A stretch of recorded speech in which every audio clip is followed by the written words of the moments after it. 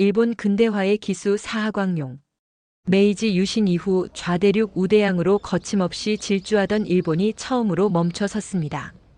무조건 항복입니다.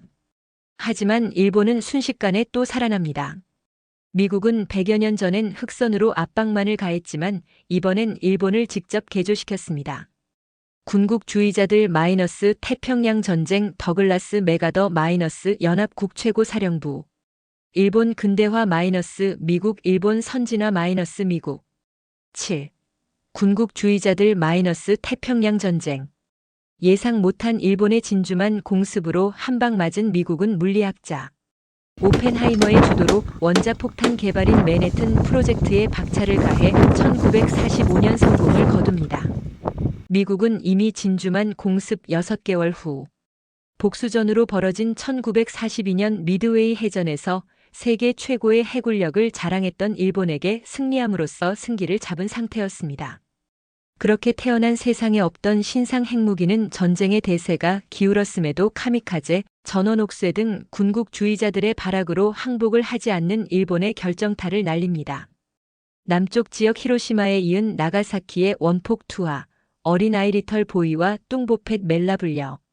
동네에서도 펀치력이 안 통할 것 같아 보이는 갓 태어난 애들에게 이렇게 차례로 한 방씩 맞음으로써 메이지 유신 후 80여 년간 브레이크 없이 폭주하던 일본이라는 제국주의 기관차는 처음으로 멈춰섭니다.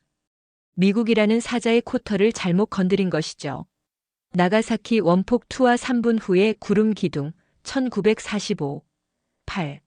9 AP통신. 하지만 일본은 대전 중 이렇게 딱 두 도시와 그곳에 거주하는 민간인만이 큰 피해를 보았습니다. 사실 원폭으로 많은 사상자가 집중되어 피해가 커 보이지만 일본이라는 국가의 전체 피해는 상대적으로 그렇게 큰 것은 아니었습니다. 도쿄와 오사카 등 대도시 공습이 있었다고는 하지만 일본이 침략한 아시아의 다른 국가들과는 달리 본토 상륙 공격을 당하지 않았기에 그렇습니다. 상대적으로 깨끗한 피해라는 것입니다.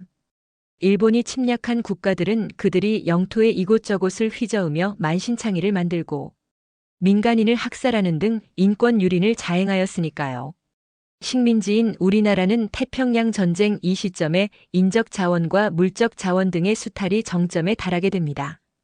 막바지 전쟁을 치르느라 닥달하는 일본의 병참 역할을 수행할 수밖에 없었으니까요. 중국의 피해는 난징학살만 보더라도 사망자가 30만 명 설까지 대두되는데 이는 히로시마와 나가사키의 원폭 사상자를 합친 숫자와 비슷합니다. 중국은 1937년에서 1945년까지 지루하게 이어진 중일 전쟁의 사상자를 최대 3,500만 명으로 집계하고 있습니다. 일본의 피해와는 비교가 안 되는 숫자지요. 원자폭탄이라는 가공할 신무기의 화재성과 윤리적인 문제까지 대두되어 일본 피해를 더 주목하게 하는 것일 겁니다.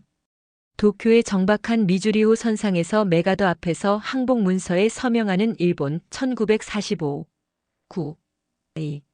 사실 당시의 대세로 볼 때 히로시마의 원폭도 그렇지만 나가사키의 원폭은 막을 수 있던 재앙이었습니다. 군부가 천황에게 히로시마 원폭의 정확한 피해 상황을 신속하게 보고하고 곧바로 패전을 인정했다면 나가사키의 팬맨은 출격하지 않았을 테니까요. 히로시마에 8월 6일, 나가사키엔 9일에 투하됐으니 첫 원폭 후 항복 의사를 바로 연합국 측에 전달할 수 있었습니다. 게다가 그 이전부터 소련의 대일본 참전이 가시화하면서 천황은 이미 항복으로 기울고 있던 터였습니다. 일본이 공산화하면 제정 러시아의 차르제처럼 천황제는 당연히 폐지될 테니까요. 당시 히로히토 천황은 러시아의 마지막 차르인 니콜라이 2세와 같은 일가족 처형을 걱정하고 있었을지도 모릅니다. 하지만 일본은 그때도 결사항전을 주장했던 주전파 군국주의자들의 반대 속에 8월 15일에야 히로히토 천황이 무조건 항복 선언을 합니다. 그와 동시에 우리나라엔 광복이 찾아오고 해방이 되었습니다. 일본은 메이지 유신 초기에 정치와 군사 모두의 실권을 가졌던 사이고 다카모리가 그 권력과 인기에 힘입어 세인한 전쟁을 일으키는 것을 보고 이후 정치 권력과 군사 권력을 이원화시켰습니다. 천황 아래 일원화되어 있던 권력을 분산시킨 것이죠. 그래서 유신 초기 실권자인 유신 3꼴이 퇴진한 후 최고 실권자는 이토 히로부미였음에도 군사 문제는 그가 아닌 군부의 실력자인 야마가타 아리토모가 담당하였습니다. 조선 주둔군 사령관도 역임한 육군 원수인 그는 청일 전쟁과 러일 전쟁 등 당시 일본의 모든 군사 행동을 총지휘하였습니다. 그리고 군국주의의 아버지답게 모두 승리로 이끌었습니다. 이렇게 그는 이토 히로부미와 함께 문관과 무관의 양대 산맥을 이룬 것입니다.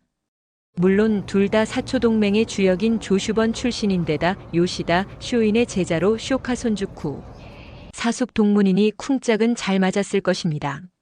안중근 의사에게 저격당한 메이지 시대의 최고 실력자 이토 히로부미 1841만 1909 일본 군국주의의 아버지라 불리는 야마가타 아리토모 1838만 1922 그런데 대륙 침략과 태평양 전쟁에선 이것이 오히려 독이 되었습니다.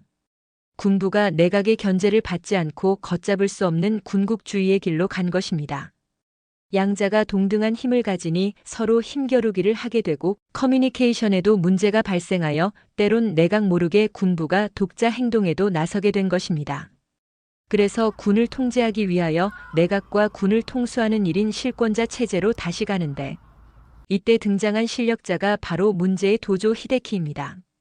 그는 육군 대신 신분으로 1941년 총리까지 겸하고 막판인 1944년엔 육군 참모총장까지 겸직하여 트리플 크라운을 달성합니다.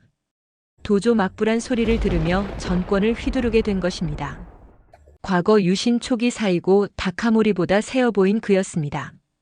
그런데 평시엔 모르겠으나 전시의 이 결정은 상황을 더 악화시켰습니다. 그 또한 극렬 군국주의자였기에 이젠 그나마 있던 견제도 없이 무조건 반짜이 만세의 돌격 앞으로를 외치며 일본을 전쟁의 태풍 속으로 돌진하게 하였으니까요. 그 피해는 고스란히 우리나라를 비롯한 아시아의 다른 국가들에게 돌아갔습니다. 물론 그 시대에 일본이 원하는 인물이기에 그가 집행자로 낙점되었을 것입니다. 그는 패전 후 당연히 어급 전범으로 사형을 당했지만 연합군에 체포당할 당시 시도한 자결이 미수에 그쳐 스타일을 구기기도 했습니다. 평소 부하들에게 확실한 옥쇄를 강조했던 그였습니다. 하지만 그를 기리는 우익 세력들에 의해 그의 사후 유골은 이곳저곳을 떠돌다 1978년 국가의 희생자로 추대되어 말도 많고 탈도 많은 야스쿠니 신사의 다른 전범들과 함께 합사되었습니다. 그가 죽은 지 30년이나 되었으니 일본인들 기준에 그만하면 됐다 생각하고 주변 피해국들과 상관없이 내린 결정이었겠지요. 그 다음부터는 우리가 목도하고 있듯이 일본에서 총리를 비롯한 고관대작들의 야스쿠니 신사 참배 여부는 그들이 거행할 때마다 국제적인 이슈로 뜨고 있습니다. 도쿄에 위치한 야스쿠니 신사는 일본에 있는 8만여 신사 중 가장 규모가 큰 신사로 메이지 유신시 천황을 위해 막부군과 싸우다 죽은 반막부파 전사들을 기리기 위해 유신 다음 해인 1869년 세워졌습니다. 천황을 위해 싸우다 죽었다는 것이 기준이고 포인트겠지요. 도조 히데키는 전범 재판 시 천황의 전쟁 개입 여부를 묻는 재판관들의 집요한 질문에 요리조리 피해가며 끝까지 부인하는 모습을 보였습니다. 그가 야스쿠니에 들어오고 일본인들이 지금도 그를 기리는 이유입니다. 도쿄 전범 재판에서 사형당한 전범들을 후에 합사한 도쿄의 야스쿠니 신사. 8. 더글라스 메가더 마이너스 연합국 최고사령부. 1945년 일본이 항복한 후 미국을 비롯한 11개의 연합국은 연합국 최고사령부 SCAP 서프림 커맨더 어브 더 얼라이드 파워즈라는 기구를 도쿄에 설치합니다.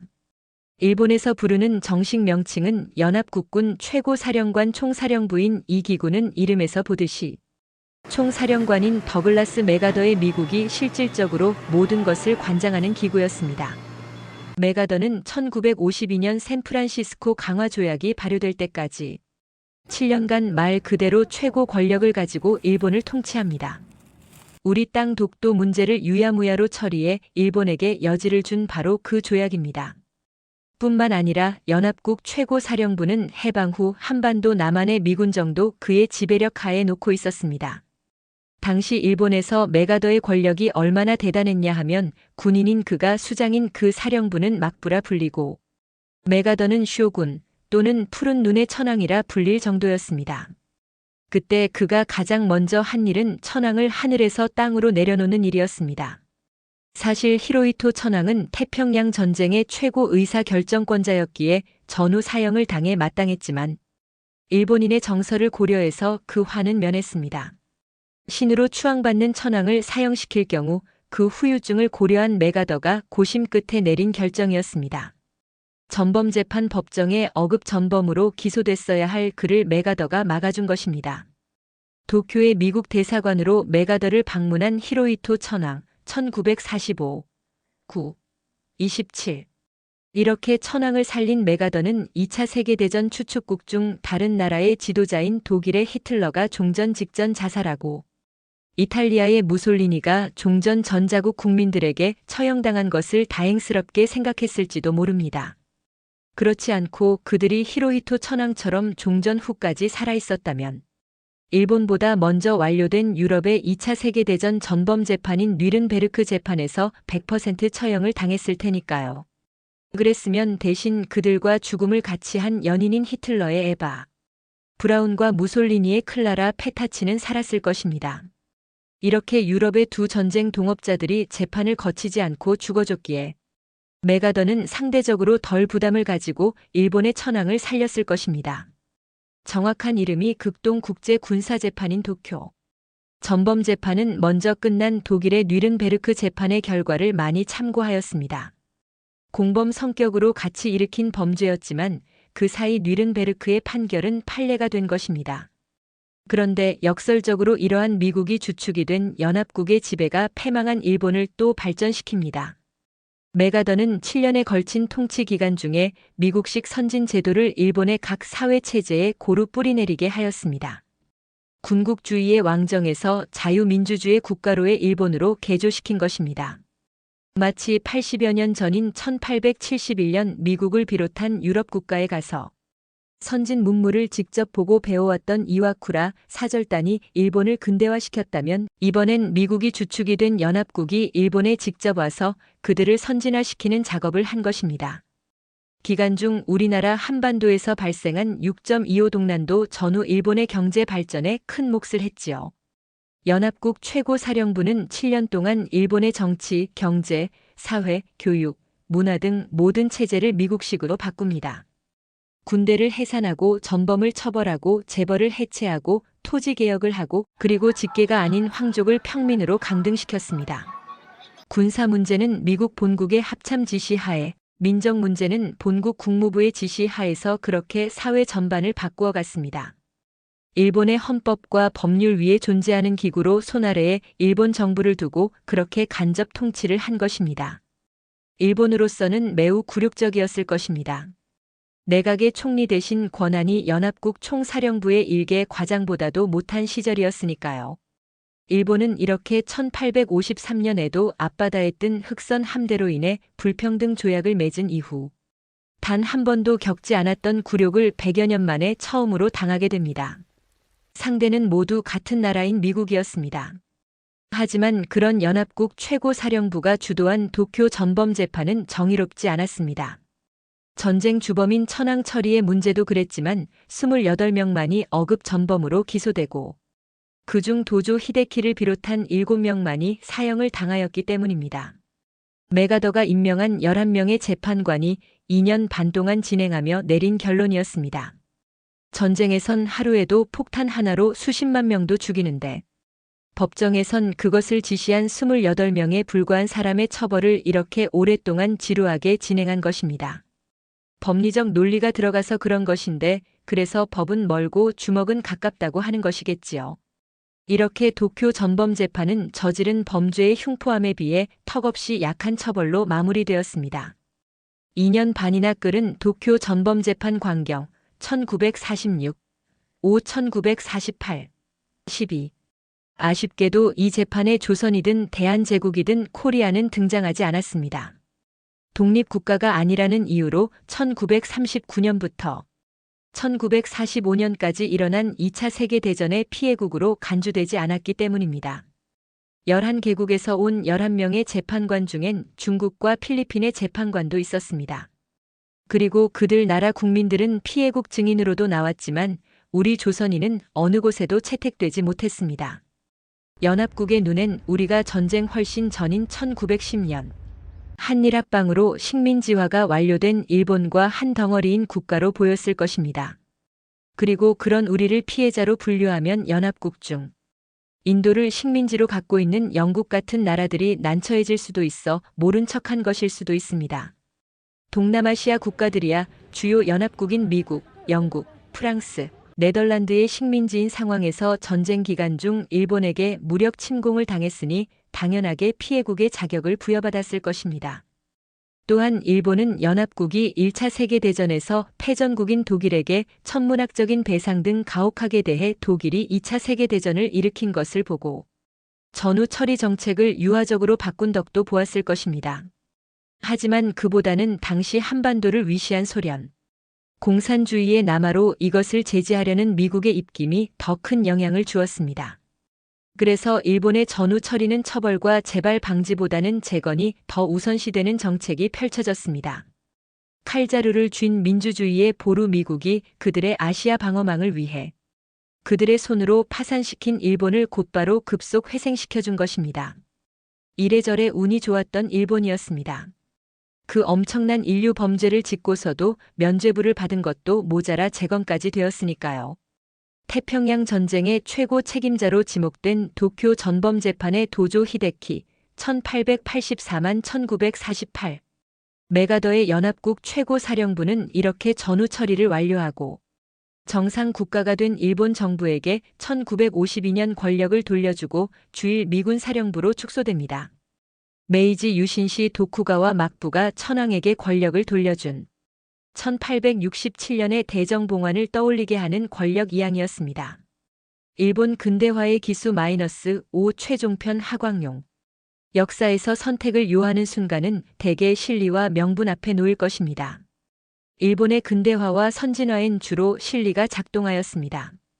그 시작점엔 존왕양이를 주장하며 오랑캐를 물리치자는 일본이었지만 서구 열강의 힘을 본 그들은 곧바로 자세를 바꾸어 양이를 개국으로 바꾸었습니다. 그리고 더 나아가 양이는 토막이 되어 타도의 대상이 서구 오랑캐에서 자국의 막부로까지 바뀌었습니다. 바다 건너 우리와는 다른 선택이었습니다. 9. 일본 근대화 - 미국. 일본 근대화의 시작이라고 하는 메이지 유신을 최초로 촉발한 것은 에도 앞바다에 뜬 미국의 페리 제독이 몰고 온 흑선 함대였습니다. 당시 동인도 함대 사령관이었던 페리는 1853년과 1854년 두 차례에 걸쳐 나타나 도쿠가와 막부를 압박해 미이라 친조약을 체결하였습니다. 처음엔 4척을 몰고 왔는데 뜻대로 협상이 안 되어 그 다음 해 7척을 몰고 다시 왔습니다. 이것이 존왕양이파라 불리는 개화파들을 각성하게 했습니다. 이렇게 흑선으로 상징되는 외세가 밀고 들어오는데 무능한 막부 체제 하에서 일본의 미래는 없다고 본 것입니다.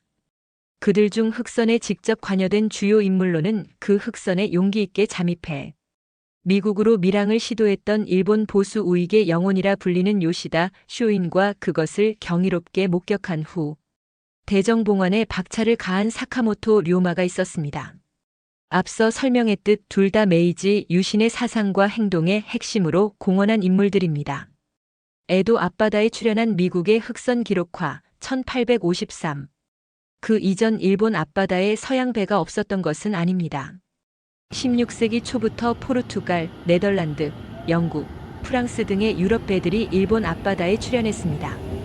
그들 중 처음에 온 포르투갈은 임진왜란 시 일본이 조선에게 유용하게 써먹은 조총도 전수했지만 더 큰 목적인 기독교 선교에 적극적이었습니다. 막부는 처음엔 포교를 허용했지만 그 세력이 예상보다 커지자 그것을 금지시키고 쇄국으로 방향을 틀었습니다. 임진왜란 시 외장 고니시 유키나가가 조선 땅에 포르투갈 신부를 대동해 전투 중 부하들과 미사를 드릴 정도로 초창기 일본은 기독교에 개방적이었습니다. 그런데 쇄국으로 방향을 틀면서 심한 박해가 시작되는데 국내에도 개봉한 엔도 슈샤쿠의 소설 침묵을 영화화한 사일런스는 바로 이 시기의 이야기입니다. 이에 막부는 서양과의 무역 창구를 나가사키의 데지마라는 인공섬 한 곳으로 통일하여 1641년부터 200여 년간 독점권을 가진 네덜란드를 통해서만 서양과 교류해왔습니다. 우리 조선의 외관처럼 말입니다. 기독교 선교를 하지 않는다는 조건으로 허용한 것이었습니다. 그래서 일본엔 네덜란드로 대표되는 서양의 문물과 학문을 지칭하는 난학이 발달했습니다. 타라론을 주장한 후쿠자와 유키치를 비롯한 당시 일본의 선각자들은 난학을 공부했던 사람들이었습니다. 그리고 역으로 일본의 도자기나 우키요에로 대표되는 일본 미술 등이 네덜란드를 비롯한 유럽에 전해지며 그 동양의 이국적인 멋으로 유럽인들을 열광시키기도 했습니다. 네덜란드를 대표하는 화가 고흐를 비롯한 당시 유럽 대가들의 그림에 우키요에가 보이는 이유입니다. 하지만 난학은 이렇게 일본을 알리고 발달시키긴 했지만 막부 봉건제로 대표되는 일본의 시스템까지 바꾸지는 못했습니다. 나가사키의 인공섬으로 조성된 네덜란드의 상관대지마 17세기. 그러나 19세기 중반 신무기로 무장한 미국이라는 신흥 강대국의 출현은 그 이전과는 경이감과 위기감의 강도가 달랐습니다. 그도 그럴 것이 페리 제독이 1853년 몰고 온 흑선 중 페리가 타고 있던 기함은 2540톤으로 당시 세계 최대의 최신 전함이었는데 반해 그 시절 일본이 보유한 선박은 최대치가 100톤 전후에 불과했으니까요. 무려 25배의 차이, 아마 당시 일본인들의 눈에 그 시커먼 증기선은 바다 위에 떠있는 괴수 고질라로 보였을 것입니다. 1858년 막부는 미국의 압력으로 미일화 친조약보다 더 강화된 미일 수호 통상조약을 체결합니다. 핵심 골자는 요코하마를 비롯한 5개 항구를 정식으로 개항한 것입니다. 4년 전 맺은 미일화 친조약에 무역 등 상거래에 대한 내용이 빠져 있어 이를 관철시키기 위해 미국이 다시 맺게 한 조약입니다. 당시 미국은 막부의 쇼군에게 불응시 군함 공격 등의 압력까지 가하며 조약을 강행했습니다. 때를 같이 해서 일본은 영국, 프랑스 등 유럽 강국들과도 조약을 맺어 이제 완전한 개항 국가가 되었습니다. 그리고 그 후 불과 10년 만인 1868년 메이지 유신이 성공한 것입니다. 개항에 이어 264년간 칼찬 사무라이들이 지배해온 막부 정권이 와르르 무너졌습니다. 10년이면 강산도 변한다더니 일본은 진짜 그렇게 된 것입니다. 우리도 1876년 강화도 조약으로 개항 후 1884년 갑신정변이 일어났으니 정세는 차이나도 단기간 흐름은 비슷하게 진행되었습니다. 그런데 우린 딱 3일 천하로 끝났지요. 메이지 유신 성공 후 일본은 정부 차원에서 1871년 이와쿠라 사절단을 꾸려 구미 12개국을 방문하게 하였습니다. 그들을 압박한 구미 선진국의 실체를 직접 보고 체험하게 하기 위함이었습니다. 이와쿠라는 사절단 대표인 전권대사의 이름입니다.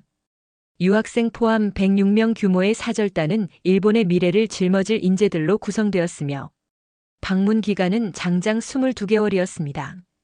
그런데 이 기간 중 타 국가 대비 압도적으로 긴 8개월이 미국 체류였습니다.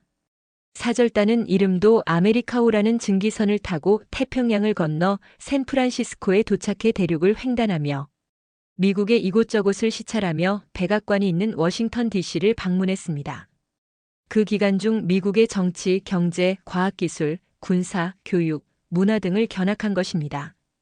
그리고 그곳에서 유럽으로 건너가 영국, 프랑스, 독일을 비롯한 선진 국가들을 견학하고 돌아왔습니다.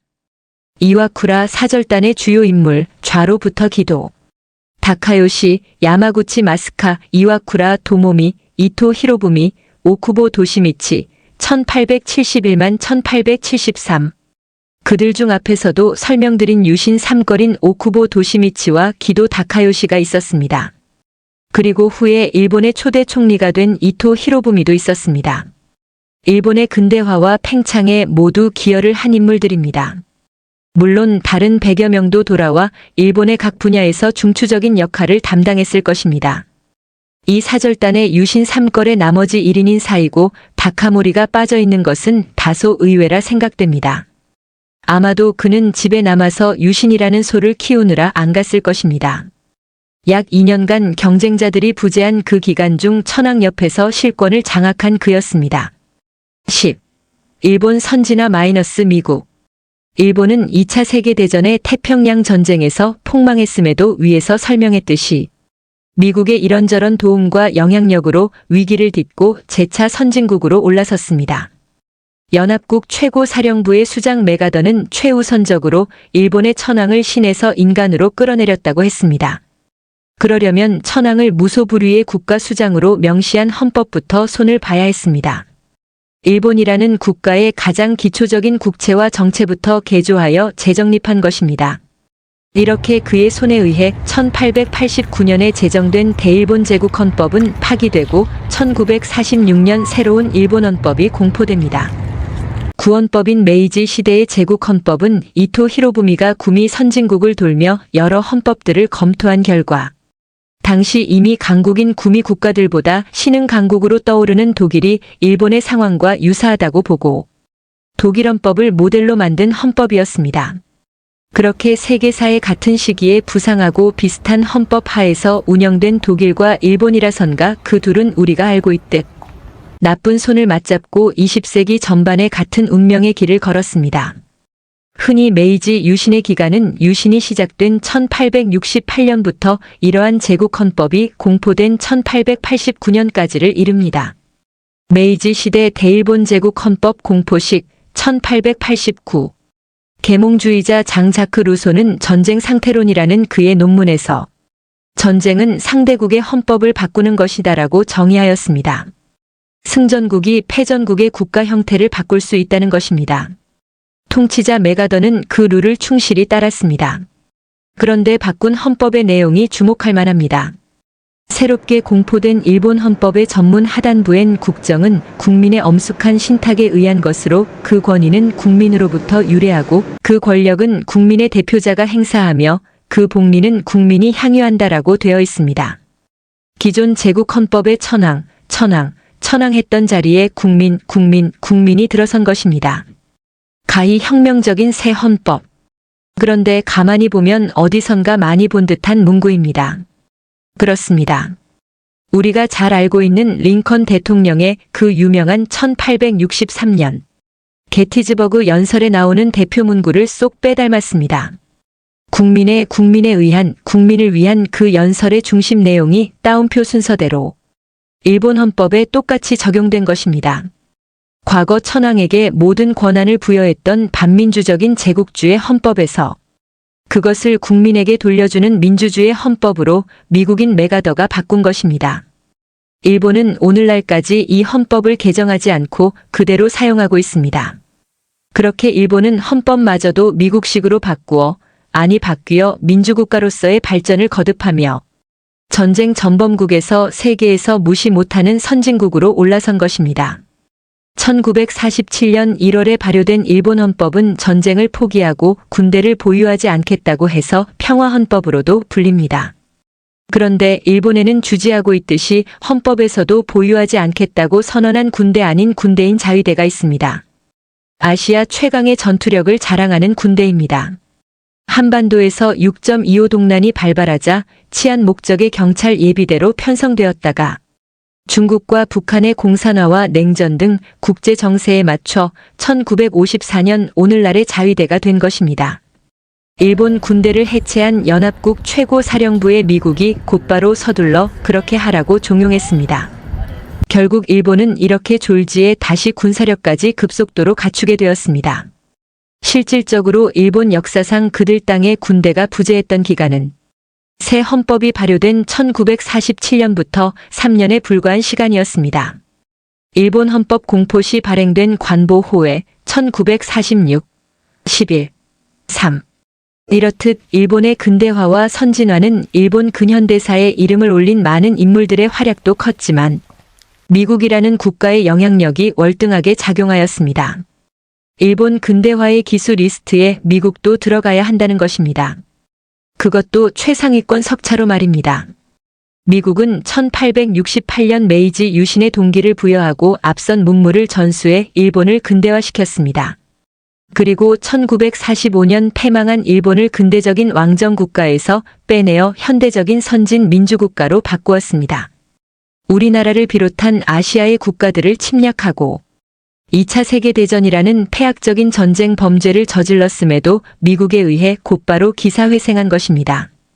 그래서인가 그들 나라를 흑선으로 위협해 불평등 조약을 강요해 강제 개항시키고 원폭을 투하해 많은 피해를 입히고 메이지 유신 후 쾌도난마로 전진하기만 했던 그들에게 처음으로 패배도 안기고 신으로 추앙했던 천황을 인간으로 끌어내리고 그리고 전후 7년간 그들을 옴짝달싹 못하게 통치했던 미국임에도 일본은 오늘도 우리가 보고 있듯이 미국과 대놓고 친밀한가 봅니다. 에필로그. 지금까지 저는 봉건주의 국가였던 일본이 어떻게 근대화된 국가가 되고 선진국까지 되었는지를 제가 보고 아는 좁은 틀 안에서 사감없이 사실적으로 기술하였습니다. 1850년대에서 1950년대까지 약 100년간의 기록이지만 1900년대 초반의 이야기는 많이 생략되었습니다. 여러 인물들과 사건들이 등장했지만 제 시각에서 중요하다고 생각된 것만 얕게 다루다 보니 많은 역사가 빠져 있을 것입니다. 요약본 수준으로 나름 제 딴엔 쉽고 재미있게 쓰려고 애를 쓰며 시대를 오르락내리락 하였습니다. 역사학자가 아닌 저이기에 분명히 내용 중 제가 인지 못한 오류도 있을 것입니다. 이 점은 양지하여 주시기 바랍니다. 글을 쓰면서 이런 상상이 들어왔습니다. 불경스러운 상상입니다. 19세기 말과 20세기 초 만약 일본이 조선 대한제국을 합병하지 않았으면 우리의 운명은 어찌 되었을까요? 중국은 이미 밀려났으니 이 땅을 호시탐탐 노리던 러시아에게 조선이 넘어갔을까요? 그리고 하나 더 일본이 정한론의 기본대로 조선이나 만주국까지만 식민지로 삼고 2차 세계대전의 추축국으로 참전하지 않았다면 우리의 독립과 광복은 어떻게 되었을까요? 영국의 식민지였던 인도처럼 더 늦게 독립이 되었으려나요? 약소국의 운명이 강대국에 의해 좌지우지되고 시장통에서처럼 그들끼리의 흥정 대상이 되어버리는 것은 분명한 역사적 사실입니다. 사자 무리 속 토끼처럼 약소국은 그의 뜻대로 할 수 있는 것이 하나도 없는 무섭고도 참담한 상황에 놓이니까요. 그렇게 해서 떡 하나 받듯 얻어낸 독립이라는 것도 강대국은 진지한 상황. 고려 없이 그들 편의대로 떡 썰듯 지도에 줄 하나 찍 그어버리는 것이 다반사였습니다. 우리의 38선이 그랬고 세계 지도에서 보듯 수많은 아프리카의 직선 국경 국가들이 그런 아픔의 결과입니다. 본문에 언급한 독도 문제만 해도 그렇습니다. 그 논란은 1952년 발효된 샌프란시스코 강화 조약의 결과로 비롯되었습니다. 그 회의에서 독도는 조약의 5차 수정 문서까지는 우리나라 땅으로 기록되었습니다. 그런데 미국의 어떤 작자가 그 결정에 이의를 제기하고 독도를 일본 땅으로 해야 한다라고 주장한 것입니다. 그는 당시 일본의 정치 고문을 맡고 있던 자였습니다. 그 영향으로 6차 수정 문서엔 독도가 일본 땅으로 기록되었는데 영국과 뉴질랜드가 이견을 제시하자 그 다음 차 수정 문서엔 아예 독도가 사라졌습니다. 그리고 역시 최종 조약 문서에도 독도는 빠졌습니다. 추측컨대 당시 미국의 태평양 안보 이익과 일본의 이해관계가 맞아떨어져 6차 문서엔 그렇게 기록되었지만 더 강하게 계속 주장하기에는 무리가 있어서 그 다음부터는 슬쩍 빼서 논외로 하였을 것입니다. 당시 당사자인 우리나라의 의견이나 고려로부터 우리 땅인 독도에 대한 역사적 배경이나 기록은 고려되지 않은 채 강대국의 이익과 흥정으로 그렇게 처리되어 버린 것입니다. 약소국의 서름입니다. 일본은 역사적이고 국제적인 이 조약 문서 중 6차 수정본을 독도에 관한 한 파이널 기록이라 보고 오늘날까지 집요하게 우기고 있는 것입니다. 단언컨대 아무리 선한 강대국이라도 약소국보다 더한 손해를 감수한 경우는 역사상 단 한 건도 없습니다. 안 봐도 되는 손해를 일부러 보며 장사하는 장사꾼은 없듯이 말입니다. 제가 기억하는 한 역사에서 강대국이 베푼 최고의 선의는 바빌론, 유수시, 포로로 잡혀온 유대인들을 이후 바빌론을 정복한 페르시아의 키루스 대왕이 아무 조건 없이 풀어준 일입니다. 노예의 노동력이 귀한 기원전 6세기에 그는 그렇게 하였습니다. 이 일로 이방인임에도 유대인에게 메시아라 칭송받은 그로 인해 당시 절망적인 히브리 노예들의 합창은 시온으로 향하는 환희의 송가로 바뀌었을 것입니다. 그것 말고는 딱히 제 기억 속에 입력된 강대국의 그런 훈훈한 미담은 없습니다. 그러니 약소국은 애당초부터 약소한 상황을 만들지 않아야 할 것입니다.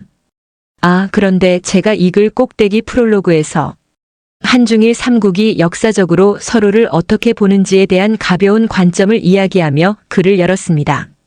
한 수 아래라는 표현을 쓰면서 말입니다. 그러면 오늘날엔 서로를 어떻게 보고 있을까요? 글쎄요. 제 생각엔 3국이 이젠 다 서로를 한 수 아래로 보고 있지 않나요?